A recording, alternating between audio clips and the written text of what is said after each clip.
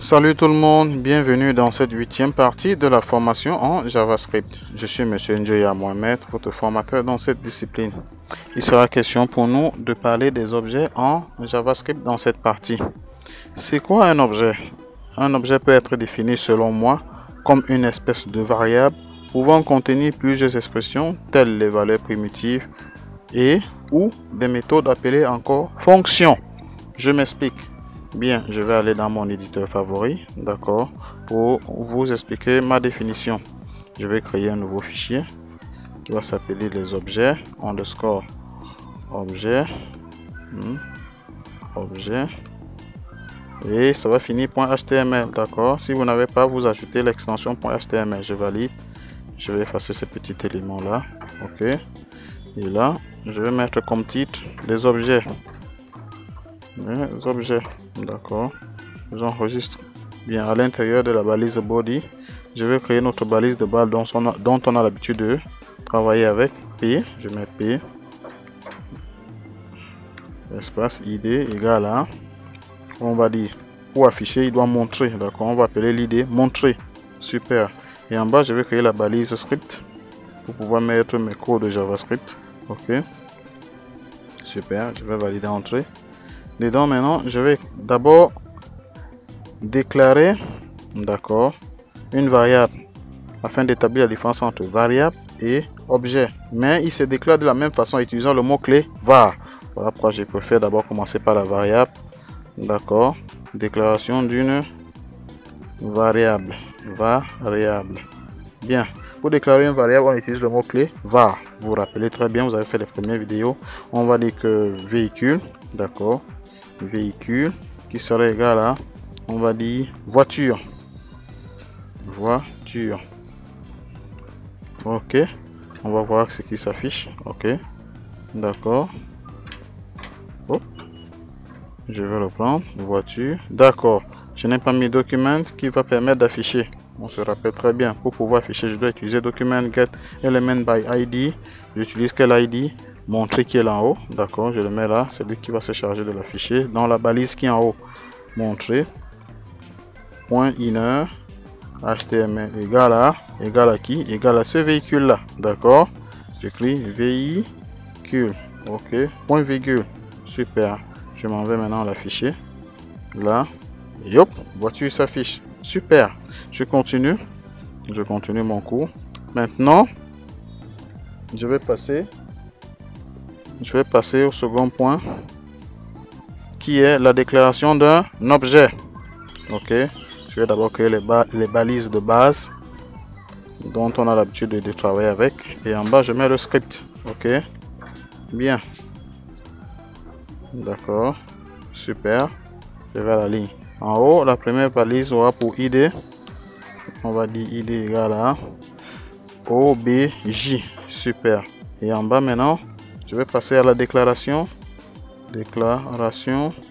d'un objet.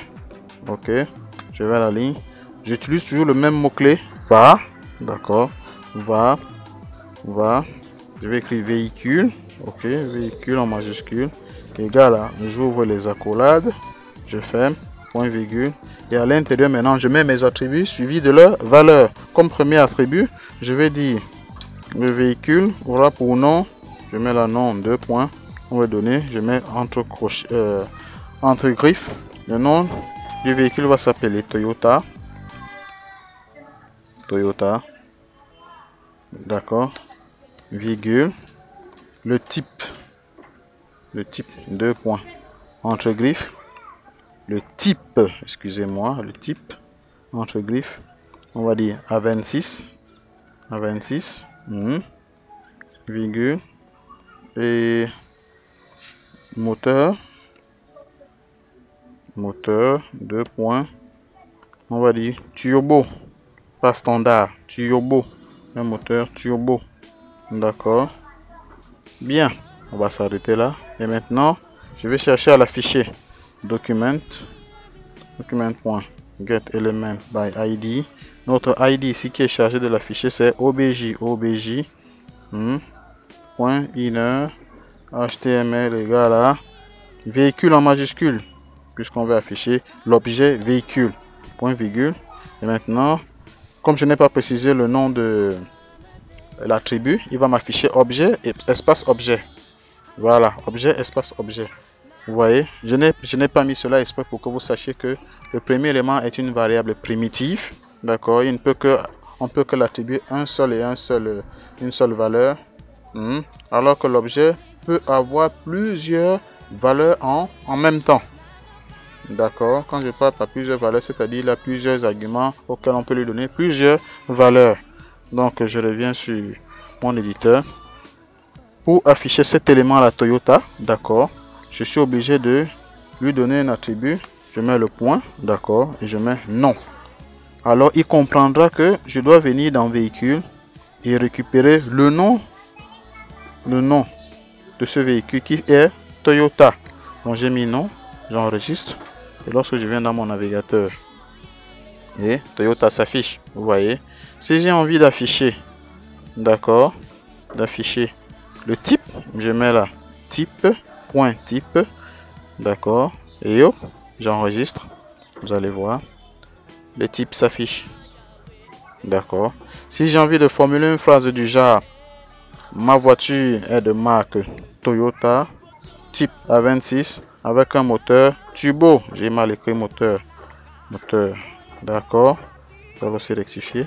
Alors, j'écris ceci. Voilà comment je vais l'écrire.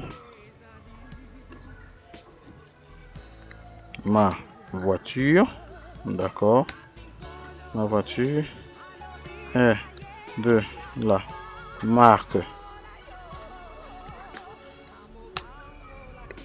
Toyota. Toyota est pour attribut non, d'accord. Donc il comprendra qu'il doit aller là-bas.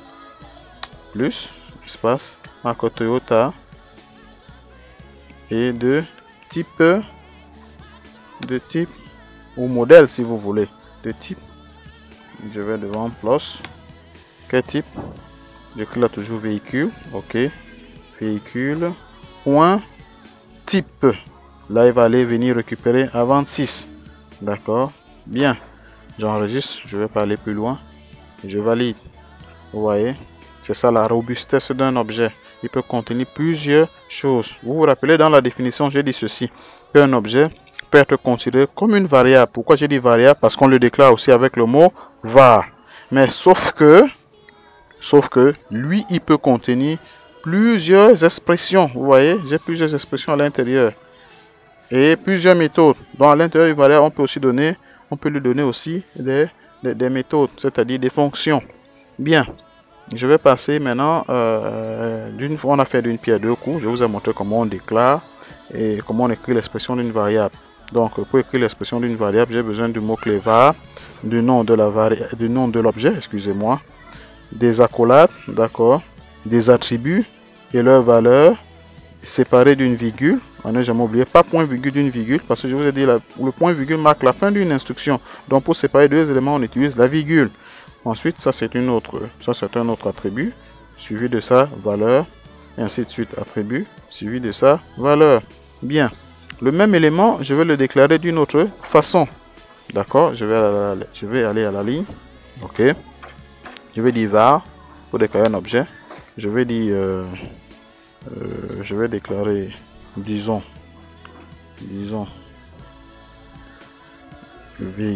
personne, ok. Je vais déclarer une personne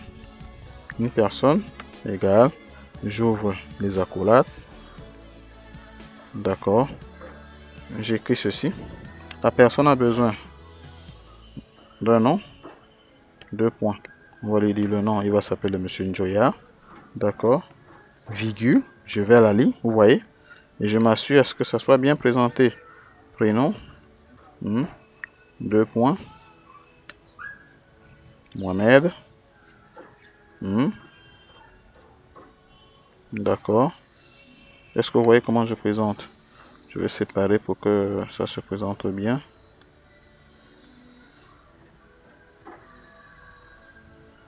Super. Je mets encore une virgule là. Après le prénom, je peux me demander mon âge. Deux points. D'accord.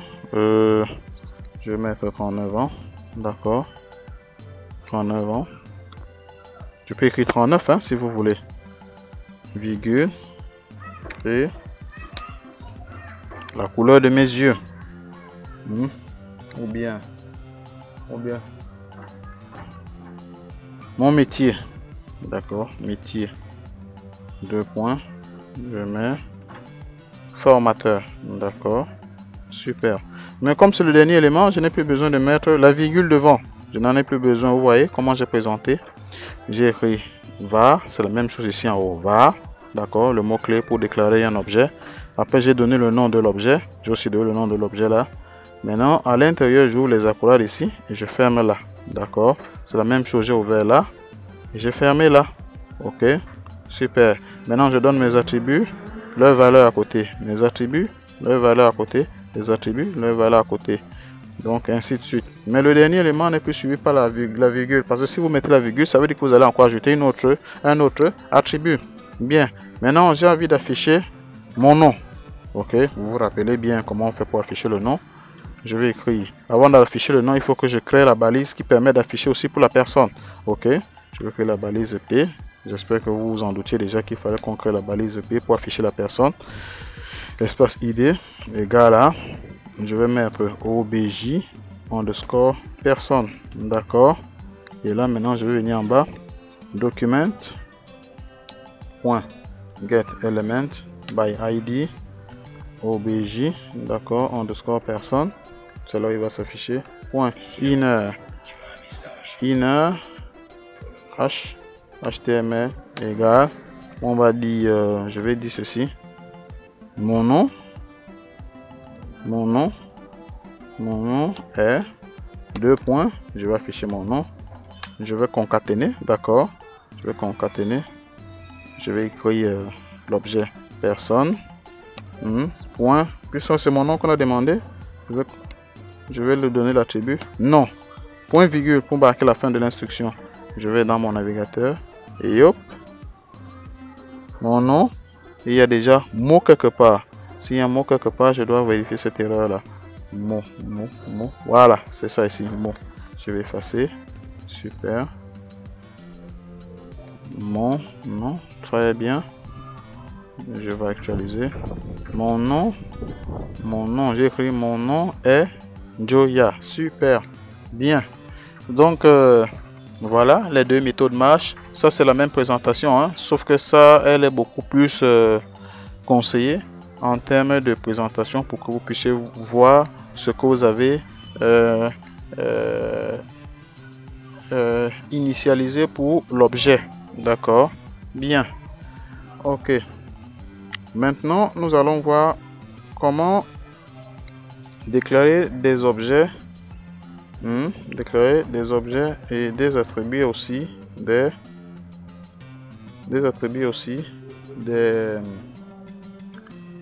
méthodes ou des fonctions.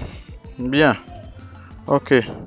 Cependant, avant de passer à l'étape suivante, j'ai oublié de vous dire, cet élément là peut être écrit aussi d'une autre façon. D'accord? Je m'explique.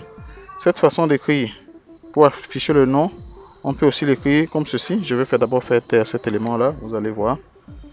Je vais à la ligne document, d'accord, document point get element by id.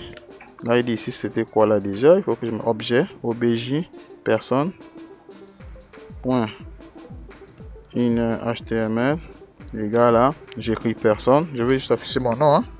Personne, personne.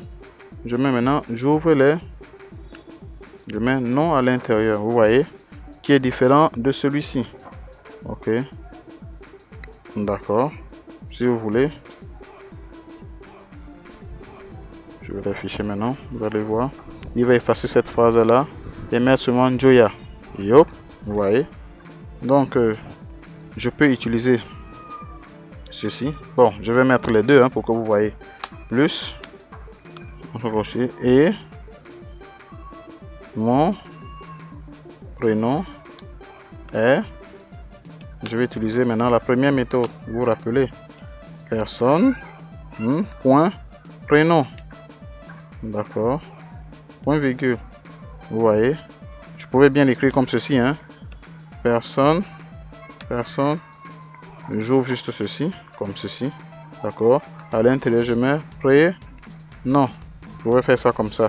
Mais bon, donc j'ai utilisé les deux méthodes pour que vous voyez et vous fassiez la différence. Soit vous utilisez ceci, d'accord. Soit vous utilisez le nom de l'objet, vous mettez le point, suivi maintenant de l'attribut. Ici, c'est le nom de l'objet. Vous pouvez les accolades entre griffes, vous mettez le nom de l'attribut. Bien.